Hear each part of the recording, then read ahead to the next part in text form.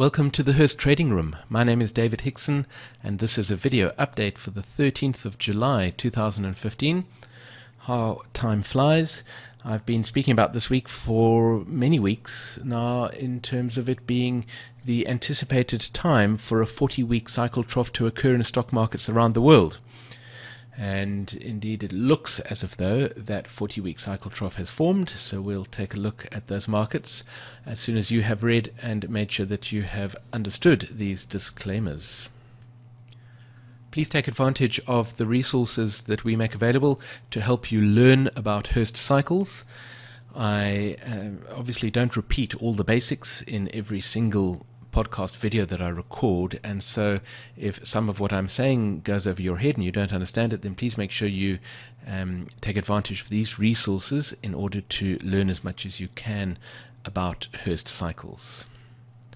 Let's take a look at the markets, and we'll start, as I always do, with the S&P 500, and let's see what has been happening. Here is the analysis that I've been speaking about for some time now as being my favorite analysis, and here of course is the nest of lows at the foot of the chart.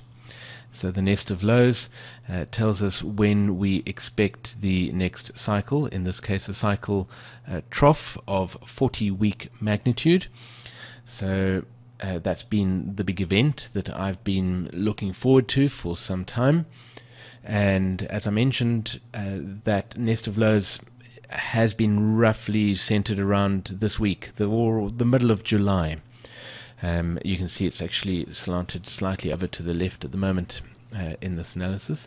But did we see a trough form in the market, or what has been happening? And you can see here the market came down, price came down, and it looked as if though it might have formed a trough last week, and since then price has been bouncing up again. Yes, it looks very possible that that 40-week cycle trough has formed. The important thing, of course, is to, when you are expecting a trough, is to bear in mind the principle of variation, which tells us that cycle wavelengths constantly vary. And so when you're expecting a trough, particularly a trough of a fairly large magnitude cycle, you need to expect that that trough might happen early and be prepared for it, or of course it might happen late. And as a general rule, you can know whether to expect a trough early or late because of the underlying trend. Now the underlying trend is the sum of all the longer cycles. So what are all the longer cycles doing?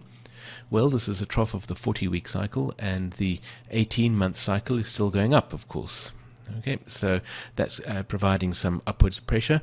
We don't have to calculate this to any degree of accuracy. We know that the underlying trend generally for the S&P 500, the US stock markets in particular, has been upwards. Okay, they've been bullish markets. If I clear that and zoom out a little bit, you can see that it has been an undeniably bullish. There's been a lot of bullish pressure, okay, and that bullish pressure just seemed to keep getting stronger and stronger. So the underlying trend, we can tell simply by looking at the chart, has been bullish. Now underlying trend changes, but it changes fairly slowly, particularly when you're looking at long magnitude cycles.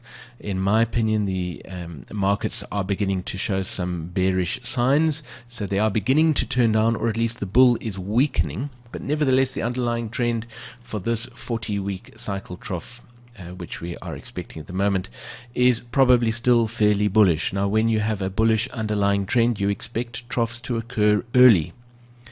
When you have a bearish underlying trend, you expect troughs to occur late. Okay, so we probably still have a bullish underlying trend. I believe not as bullish as it was last year, but nevertheless still a bullish underlying trend. And so we could expect the trough to occur early. So I was standing by, expecting a 40-week cycle trough to occur sometime this week, but if it occurred last week, that's fine by me, because that would be a slightly early trough. And you can see here I've been watching the bar counts, and these bar counts are of course counting up until today. So the bar count from the most recent 40-day cycle is showing 34 bars today, which is the exact length of an average 40-day cycle, 34 days. And so if the trough occurred last week, perhaps on Tuesday or maybe on Wednesday, then that would certainly make sense. It would have been perhaps about 5 days early. This count here is the count for since the most recent 80-day cycle trough over here. And that for today is standing at 67 bars. Now the average length of an 80-day cycle is in fact 68 days, 68 bars on a daily chart. And so again, if it occurred last week, that would have been just a few days early. So there's no problem there. The count since the most recent 20-week cycle is over here, 123 days. Now the average length of a 20-week cycle is 136 days. And so that is even slightly earlier than the other cycle troughs. But nevertheless, it looks very possible, even dare I say likely, that the 40-week cycle trough came in last week. Let's just zoom in and have a look at last week's price action. Now, recently, the price action in stock markets and in currencies has been really very volatile. You are probably getting messages from your brokers about changing margin requirements, for instance, on all trades involving the euro, because of the unfolding Greek drama. And so certainly I've received messages from my broker about changing margin requirements over weekends. As a matter of interest, I don't hold trades over the weekend in forex, so it doesn't really affect me. But for any trades that I might be taking over the weekend, the margin requirements have been increased fairly dramatically. And of course, that is a reaction to the fundamental interaction that we have seen recently, and not just in the euro. Look at this over the weekend, this drop in the S&P 500. And then, of course, that was 2 weeks ago. And then, of course, last week it did the same thing. It dropped down again. You probably know, if you've watched my previous podcast videos, in particular the most recent one, in which I discussed fundamental interaction. I believe that when news events are happening around the world, you get increased volatility, you get a lot of uncertainty, but generally the markets tend to move in the direction that, as a cycle analyst, we are expecting the market to move. So volatility makes it often more difficult to trade, but it doesn't change what's happening in the market. Anyway, I spoke about that at length last week, so I won't dwell on it. But what happened here? Now, I've shown the 20-day cycle FLD, which is, of course, the FLD that I use to trade, the FLD trading strategy, and our Hurst signals system is based upon this 20-day FLD. And we'll have a look at Hurst signals in a moment, but this move here, this price interaction between price and the FLD, I don't know why this pen is again wanting to draw circles. There we go. Okay, so that's an F category interaction. What happens after an F category interaction when price drops down below the FLD is we expect it to come up to the FLD, find resistance at the level of the FLD in what is probably a G category interaction. So we were in an interesting situation last week, because I was expecting the 40-week cycle trough to occur, and I knew that it might occur early because the underlying trend in this market is still bullish, although the bull seems to be weakening in my opinion, but we were expecting an early trough. And so when price bounced up very strongly on the Monday and came right up to the level of the FLD, we were asking ourselves the question, or I was asking myself the question, is this a G category interaction or is it an A category interaction? And now, as you start trading with the FLD trading strategy, you will know that is a question that we ask ourselves pretty much every time we are expecting an A category or a G category interaction. You have to consider the possibility that you are going to see an early A category interaction, or that it is going to be a G category interaction and price is going to find resistance at the level of the FLD. Well, there was a tremendous amount of volatility at the beginning of last week. As you can see, on Monday, price came up to the FLD. It didn't cross it, and you know, this is by no means a rule, but I avoid trading on a Monday, as you know. I will trade on a Monday, but I certainly don't set stop orders to get tripped into trades without carefully considering it. And what often tends to happen is the price will come up to within a few points of the FLD, and that's where the trading will close for the day. When that happens, I treat it with a healthy dose of skepticism, because when price is able to cross an FLD strongly in the course of the trading day, then I take that interaction seriously. When price comes up to an FLD and keeps reaching towards it, almost touches it, doesn't quite get there, that, in my opinion, very often is more likely a G category interaction where price is going to find resistance. Now, that's by no means an absolute rule. You will find exceptions to that, but I've learned in my experience that often happens. I avoid feeling anxious about trading. I think trading psychology is very important, and the moment I sit watching a chart thinking, oh look, it's about to reach that FLD, I must set my orders now, particularly on a Monday as a matter of interest, I tend to rather take a step back and watch the market playing out a little bit. Of course, I miss opportunities by doing that, but I also don't get stopped into trades that turn out to be a mistake. Now, as a matter of interest, this wouldn't have turned out to be a mistake last week, but there was a tremendous amount of volatility. Look what happened on Tuesday. Price came all the way back down to this level over here. Can't really draw that with this pen at the moment, but price came all the way back down again on the Tuesday, and then bounced up again. On the Wednesday, dropped all the way down there again. So we had a tremendous amount of volatility. Now that looked very much to me like a typical GH category interaction, because that's what happens in a GH category interaction. The FLD provides resistance, and price keeps banging up against that resistance. It usually then drops down, forms the trough, and then bounces back up again. And it kept doing that through last week. Of course, then we would normally expect price to drop down, form its nice little trough, and bounce up again. That would be a well-behaved market.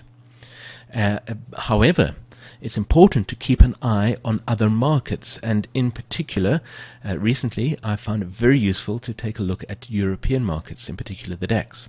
So let's just sort of summarize what's happening here.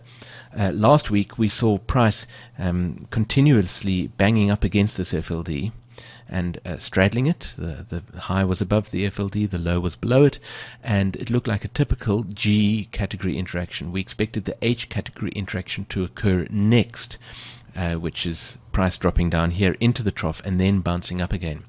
But an interesting thing happened in the European markets. Let's go and take a look at the DAX right now. Here we go, and let me just hide that. Okay, so here's the bigger picture. Of course, there are many similarities. I've been talking about this in the past several videos. Here's our slightly staggered nest of lows. Again, forecasting, roughly the middle of July as the time that we expect the 40-week cycle trough to occur.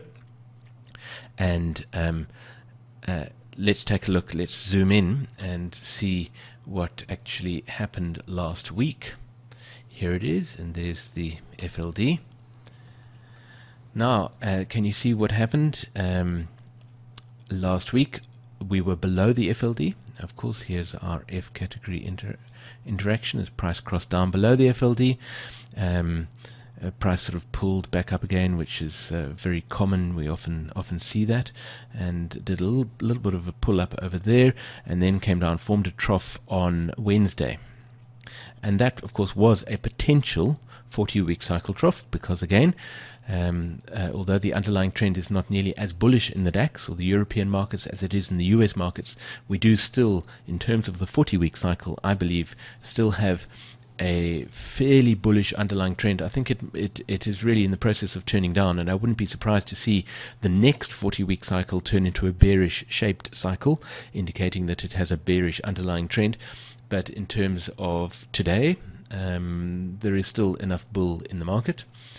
And I don't mean that to be a pun. Okay, so what happened? A trough formed on Wednesday, came up to the FLD on the Thursday. Of course, it had been flirting with the FLD in the US markets all week, but on the Thursday it came up to the FLD, and it came up fairly strongly, broke up above the highest point it had been at the entire week on Thursday, and in fact just touched that FLD. Of course, I was watching it carefully, and I didn't jump in. Yes, I missed an opportunity. If I'd set my stop entry order there, I would have got into it. But what happened on Friday, I must say, was a surprise. I didn't expect it, but look what happened on the Friday. Price jumped up above that FLD, and it seems to be continuing to rise so far today. So the European markets have formed what seems very clearly to be a trough. Now, when the European markets did that on Friday, I was very surprised. I had some broker issues on Friday morning, and the European markets didn't open for the first half an hour. So in fact, I couldn't enter into that trade, and it was a bit of a shame, but it happens. It happens fairly often when you're trading, is that technical issues get in the way of actually getting into the trade. But when I saw that market steaming upwards in the DAX, and the FTSE did a similar thing, the European market started really moving up strongly. It seemed to me very likely that the 40-week cycle trough had come in. Okay, so now we go back to the S&P 500. Purely looking at the S&P 500 on Friday, you would have been forgiven for thinking that this was a G category interaction, and we were expecting an H category to still come. However, during the course of the day on Friday, the European markets had jumped up above that 20-day FLD. Now, of course, cycle troughs don't always occur at the same time in the same markets, but when you're speaking about a 40-week cycle trough, in my experience, when a 40-week cycle trough occurs in the European market, it is probably occurring around the world. Let me qualify that statement, because it's not necessarily true, but what will often happen is that a 40-week cycle trough will occur in a stock market, perhaps the European stock market.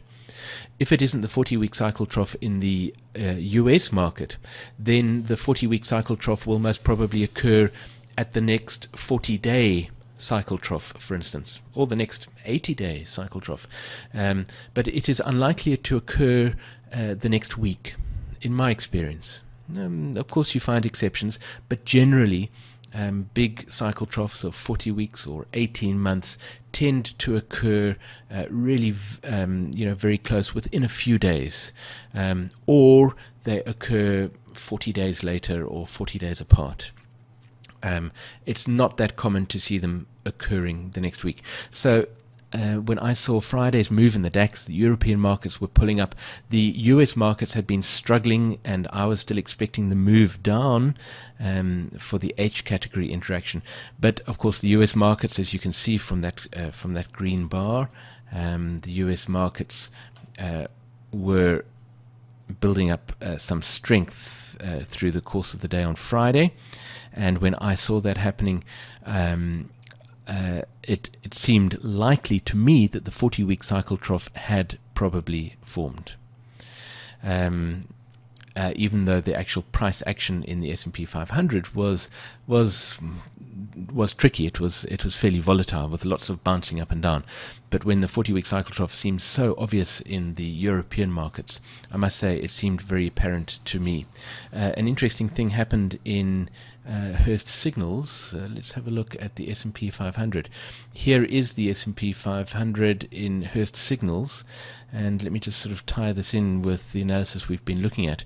Here is the F category interaction, of course, with price dropping down below the FLD. Here you can see the Hurst signal system has labeled this as the G category interaction, where price came up to the FLD. It has also labeled an H category interaction. Now, by labeling the interaction, that means that it thinks that the H category interaction has already occurred. And you can see here in the text commentary, it says that the most recent price and FLD interaction is probably category H. In other words, the category H interaction has already occurred. Now, I drew on the Sentient Trader chart a moment ago, sort of I'm still expecting H going into A. But the Hurst signal system believes that the H category interaction has already occurred, and therefore that the current price and FLD interaction is most probably category A.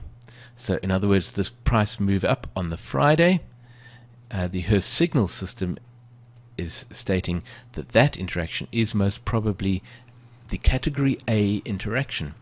It does warn us to beware an extended GH category interaction, but it is saying it is most probably category A. And the words that are used in Hurst signals are carefully chosen. As a matter of interest, it says it is most probably rather than it is possibly. There's a subtle distinction. Okay, so Hurst signals is stating that the A category interaction most probably occurred on Friday of last week. There's a slightly different picture in the Dow Jones for Hurst signals, and here you can see that the most recent interaction is most probably category F, because that's the last one that it has positively identified. It states that the current price and FLD interaction is most probably category G. So in other words, in the Dow Jones industrial average, the YM futures, the Hurst signal system is still expecting the H category interaction with price moving down, followed by the price moving up. So it states that the current price and FLD interaction is most probably category G, but it does tell us to consider an early A category.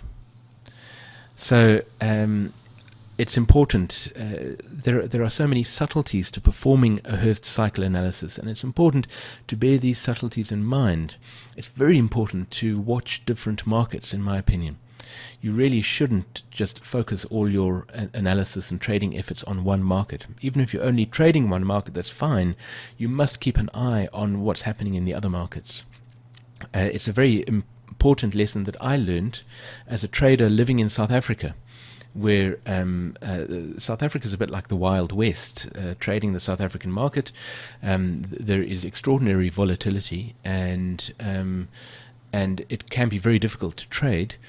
But if you keep your eye on the US markets and the European markets, often you find answers in those markets to help you trade the South African market. It was a lesson I learned, and it's a lesson I still apply now, although well, of course I still trade the South African market for my personal trading, but I trade the US and European markets a good deal more. Anyway, so that's what the Dow Jones is saying in Hurst signals. Let's take a look at the Dow Jones in Sentient Trader. Here you can see very much the same picture as we had in the S&P 500, and you can see that according to this analysis, here we go, this is the F category interaction. Price came up to the FLD in what looked like a typical G category interaction. It dropped down again, but it didn't form a new low, which makes it not a perfect H category interaction. But given what happened in the European markets, I think it's very likely that this trough here is going to turn out to be the trough of the 40-week cycle, which we have been expecting. and it occurred in the Dow Jones Industrial Average perhaps a week early. A week when you're considering a magnitude of 40 weeks, a 40-week cycle trough, which we were expecting. A week is really very little. It's a very little deviation, I should say, from from the average length of the 40-week cycle trough. Now let's take a look at the NASDAQ, and I'm monitoring an interesting situation in the NASDAQ, which is that I haven't influenced Sentient Trader's analysis of this chart. Let me turn off that 40-week FLD and turn off that one for now. I haven't been influencing the analysis that Sentient Trader has performed for me in the NASDAQ, and as you can see, Sentient Trader believes that the 40-week cycle trough occurred in the NASDAQ on the 8th of June. Now, most people would look at that and say, well, that's clearly nonsense because the market has moved down again. So obviously this is going to be the 40-week cycle trough. Yes, that might be true, and that might be the correct analysis. But there's a more important reason why I'm not influencing this analysis and why I'm I'm continuing to monitor this analysis. And that is because it is a possible analysis. It is a possibility. It is a possibility with very serious bearish consequences, and it's important to bear in the back of my mind. So let me just go through why this analysis could be valid, and then we'll discuss what the consequences of this analysis could be. Why could this analysis be valid? Well, as I've mentioned, the 40-week cycle trough does not have to happen in every single market around the world at the same time, on the same day. I mentioned that sometimes you will see the 40-week cycle trough occur one 40-day cycle earlier or later than it does in the other markets. And do you notice here that the number of days that have elapsed since the 40-week cycle trough possibly occurred in the NASDAQ on the 8th of June is in fact 34 bars, which is an exact 40-day cycle. So of course the trough, the other possible trough occurred, or the trough where the 40-week cycle possibly occurred in the other markets occurred a week ago, and so that's a few bars shorter than the average length of a 40-day cycle. But this analysis is telling us that this trough was probably in the NASDAQ only a trough of 40-day magnitude. So it's going to be very interesting to see how this analysis plays out. There are some fairly important points to make about monitoring an analysis that is different to the analysis that seems to be playing out in every other market. The first thing that's important, in my opinion, is that it doesn't make a very big difference to your trading decisions, and that might really surprise you. But let me show you what I mean by displaying this FLD here. Right, let's zoom in. Our trading decisions are made on the basis of price interacting with the FLD, and what we tend to do, of course, is enter into a long A category trade following the formation of the trough.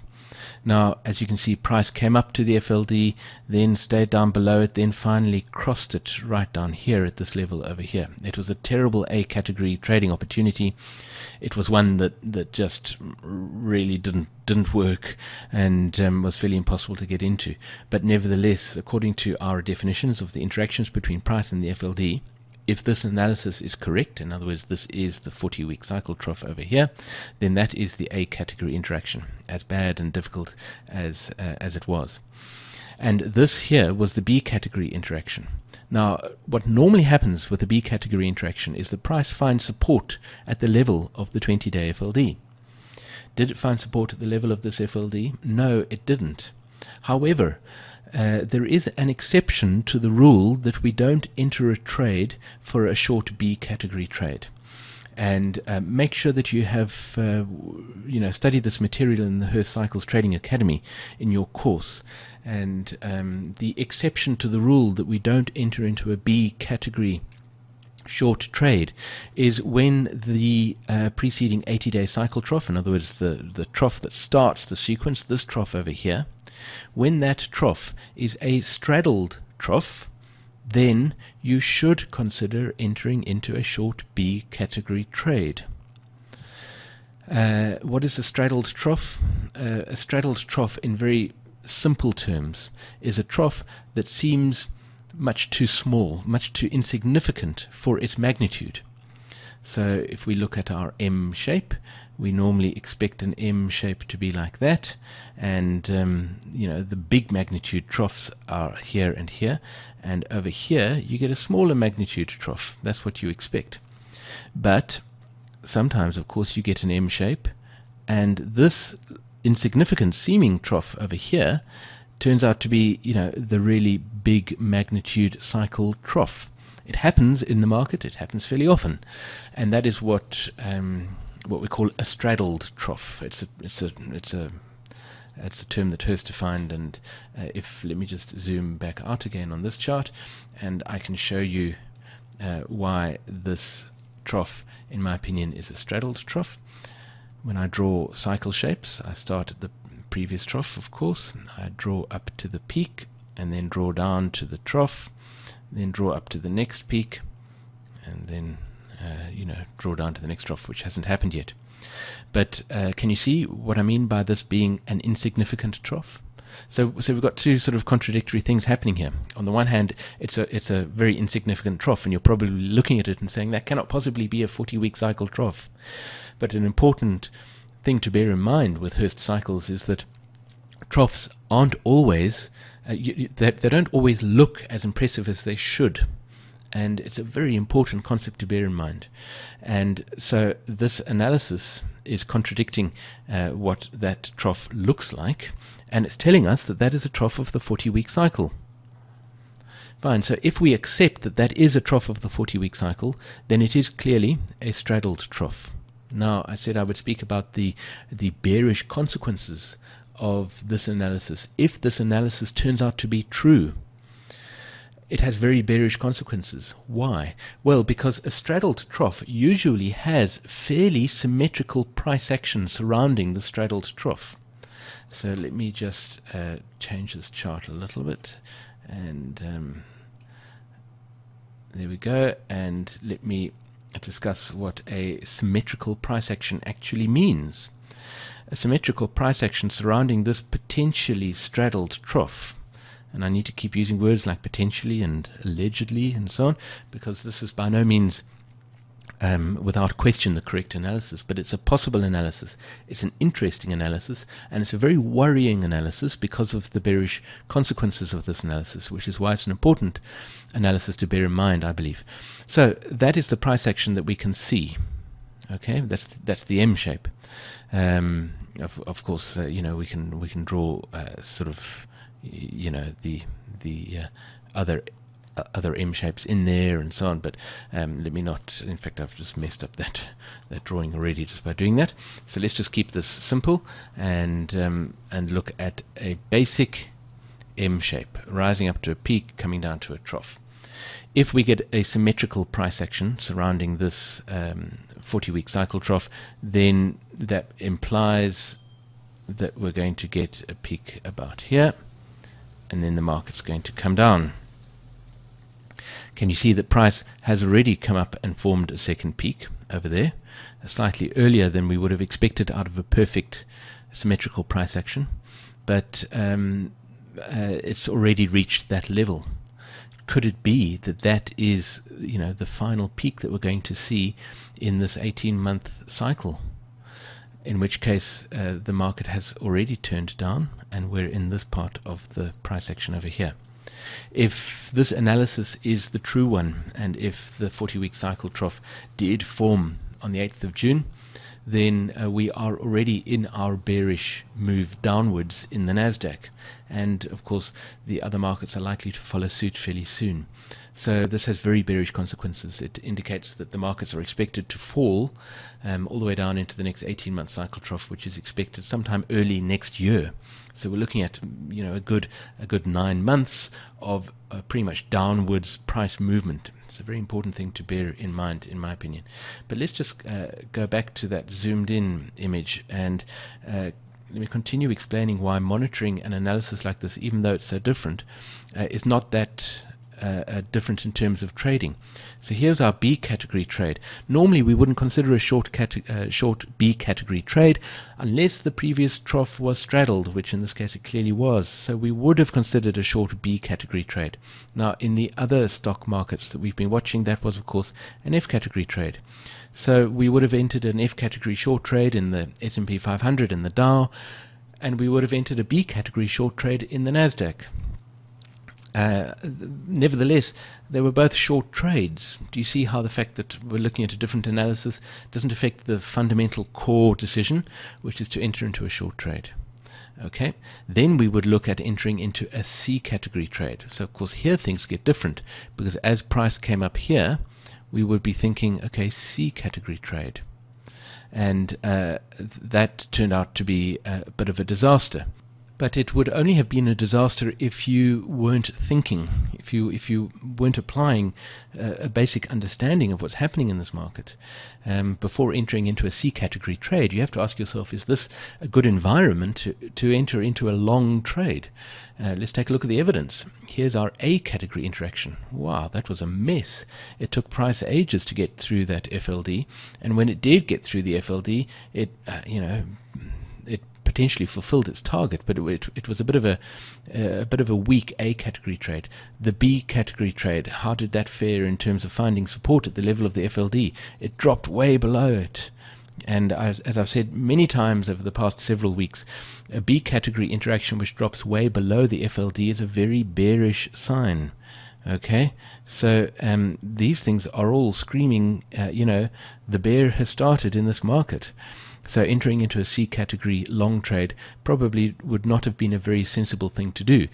As it happened, price did come up above the FLD in a very feeble attempt to sort of to get above the FLD, and then it dropped down again, which was almost certainly a D category interaction, and it formed the trough over here, which, as I've mentioned, is most probably a trough of the 40-day cycle. There's the nest of lows.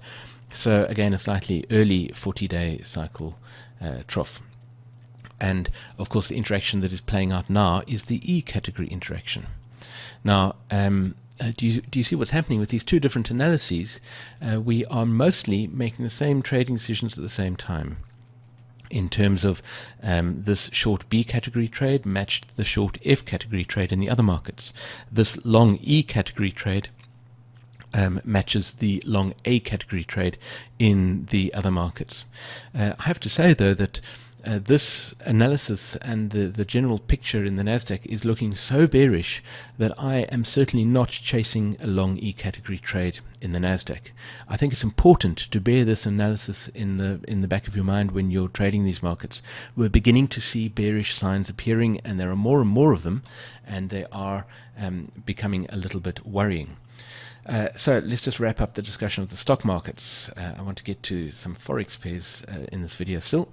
Let's go back to the S&P 500 and let's just zoom back out to this picture, and let's take a look at the 40-week FLD. The 40-week FLD I spoke about recently, and I've written about it on the Hurst Cycles website and the Sentient Trader blog. The 40-week FLD I wrote about back in, gosh, was it May sometime, I think sometime in May, when price was coming down to the 40-week cycle FLD, and I pointed out the fact that the 40-week FLD has provided support for the S&P 500, in fact most stock markets, of many times over the past year or so, and that the next interaction I expected to result in price coming down below the FLD. Well, price has clearly crossed down below that 40-week FLD. Can you see that? And so price is now bouncing out of the 40-week cycle trough. an interesting thing is going to happen over the next 2 weeks. The 40-week cycle FLD is coming down fairly sharply. So I've mentioned that I expect price to remain below the 40-week cycle FLD all the way into the next 18-month cycle trough. However, we need to be a little bit careful. The 40-week cycle FLD, yes, I expect it to form resistance for price, but 40 weeks is a long time. It's 274 days, and so when price interacts with the 20-day FLD, we expect price to find support and perhaps find resistance at the level of the FLD for a few days, 3, 4, 5 days. And if price goes beyond the FLD for a day or two, then that's the kind of thing that we allow for, because the markets aren't perfect. When it comes to the 40-week FLD, however, we need to give it some leeway. So I'm not saying that price is absolutely definitely going to stay below this FLD, over this volatile period over here. Okay, it's very volatile. I'm not saying price cannot come up above the FLD. It might do, but generally I expect price to find resistance at the level of the FLD. And so if we zoom out, we should probably really consider the 40-week FLD on a weekly chart as opposed to a daily chart. And so let's just do that. Let's look at this on a weekly chart. There we go. Because of the length of the 40-week cycle, generally I expect, now that price has crossed down below the FLD, I expect it to remain below the FLD all the way down into the next 18-month cycle trough, which is expected early next year. But that's not to say that it might not straddle this FLD, over several weeks, and then remain below it. So that's by no means an absolute level which cannot be exceeded by price. I expect price to generally remain below that level, but we need to give it a little bit of leeway. But you can see from that sort of wiggly line that I've drawn, what is my outlook for the next many months. Well, I believe that price is now bouncing out of a 40-week cycle trough. I think we might see some upwards price movement, and that upwards price movement might last several months. It might do. I don't expect a higher peak to form as a matter of interest. Of course it's possible, but I don't expect it. I expect the next peak to be lower than the previous peak. I expect that peak will form probably sometime in September or October, as you can see from this very, very rough drawing. But this is my expectation for stock markets generally.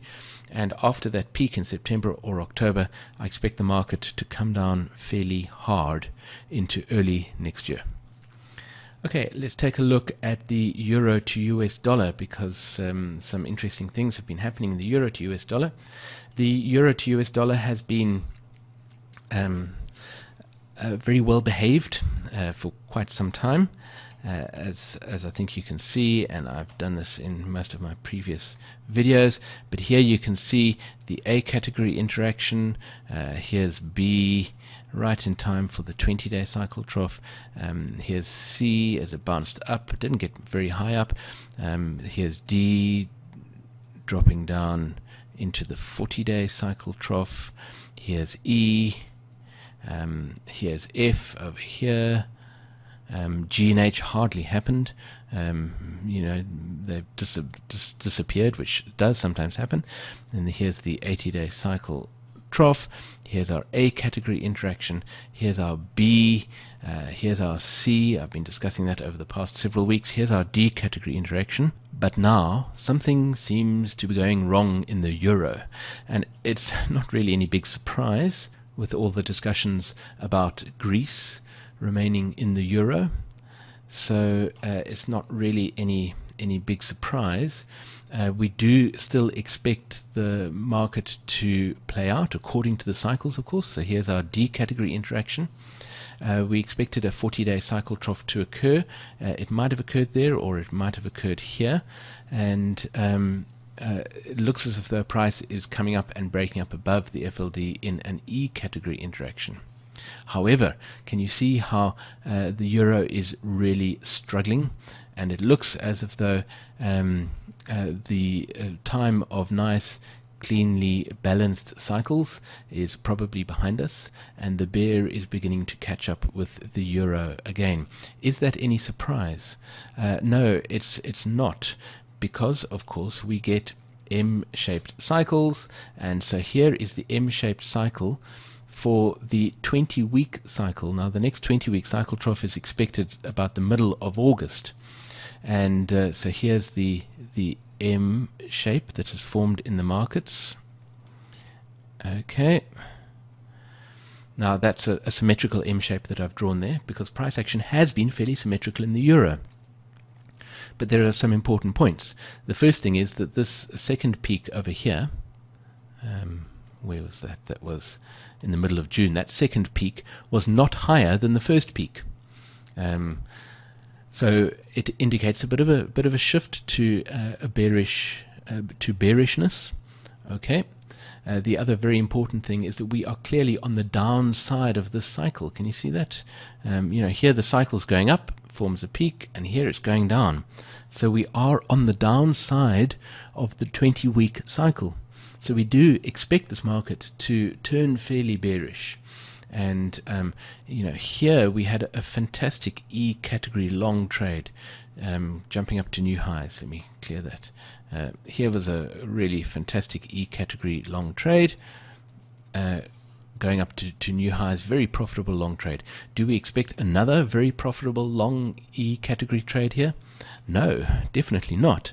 Why? Because we're on the downside of the cycle.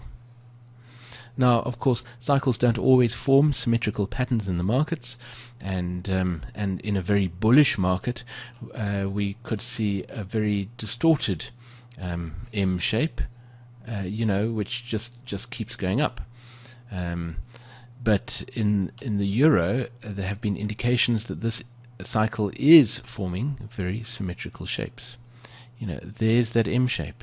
So far, it has been very symmetrical, and it is definitely turning towards the bearish side. So I'm not particularly surprised that this is not looking like a very positive bullish opportunity for us in the euro to US dollar. Likely to be a more profitable opportunity will be the next F category interaction, which will be a short trading opportunity for price to fall and drop down into the 20-week cycle trough. That's a trade that looks as if though it's going to be very profitable in the euro at the moment. I'd like to very quickly, this is a very long video already, but I'd like to very quickly take a look at the British pound to US dollar. I haven't been speaking about the British pound to US dollar in these videos, and I would like to, because the British pound to US dollar has proved to be a really textbook instrument recently. The British pound to US dollar often is a fantastic instrument to trade using the FLD trading strategy, because the cycles are often really clear and the interactions are really clear. So let's take a look at this analysis quickly. I'm not going to dwell on it. I just want to show you how clear the interactions have been with the 20-day FLD recently. So here is the most recent 80-day cycle trough. It was synchronous with an 18-month cycle trough in the middle of April. Here is our A category interaction as price crossed up above the FLD, and you can see it achieved its target, which was somewhere over here. It achieved its target. That's the T2 target. It achieved its target and slightly exceeded its target, which is what we expect from a good A category interaction following a long cycle trough. It's all looking very good. What do we expect for the B category interaction? We expect price to come down and find support at the level of the 20-day FLD. Look at that. Isn't that just a perfect example of price finding support at the level of the FLD? Absolutely perfect. Here is our C category interaction, where price bounced up to a new high and gave us a very good long trading opportunity there.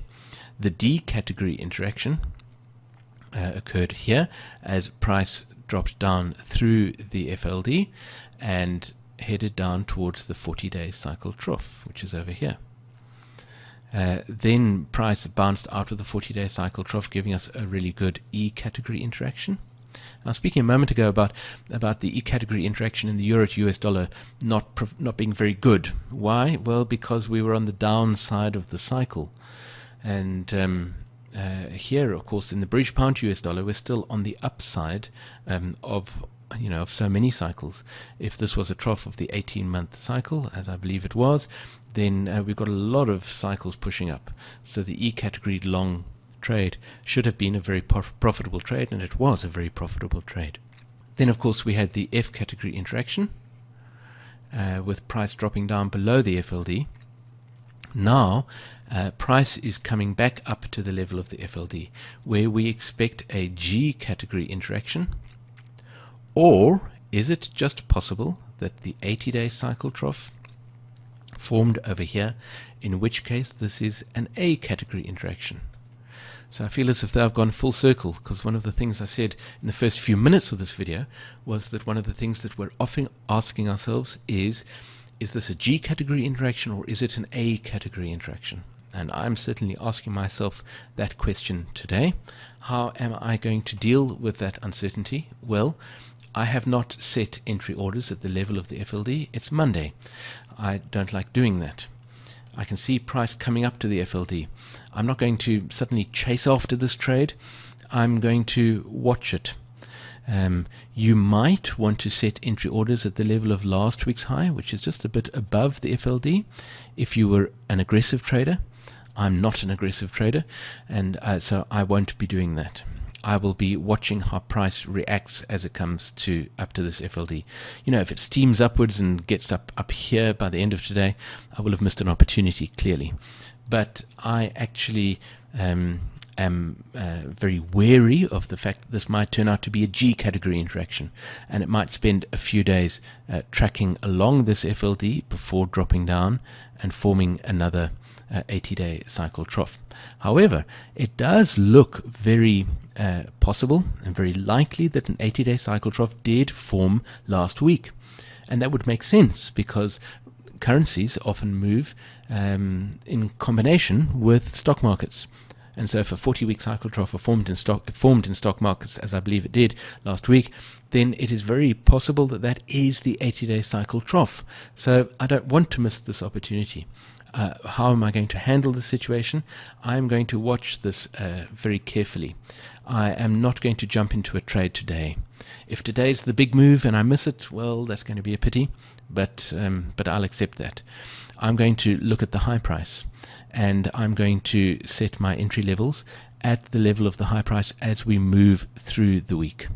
I'll set it a few points away from the high price, but I'm going to let this market come up to the FLD, and if it then wants to fiddle around and go down again, I'll let it do that. But if it shows some strength and wants to bounce up, then I will take that opportunity. I hope that makes sense. Thank you very much for joining me in the Hurst trading room today. I hope that you have found the video interesting and informative. Please send me emails and post comments. I'm delighted to answer any questions that I can. I'm sorry the video was so long. I do try and keep these videos a little bit shorter, but I look forward to seeing you next time in the Hurst trading room.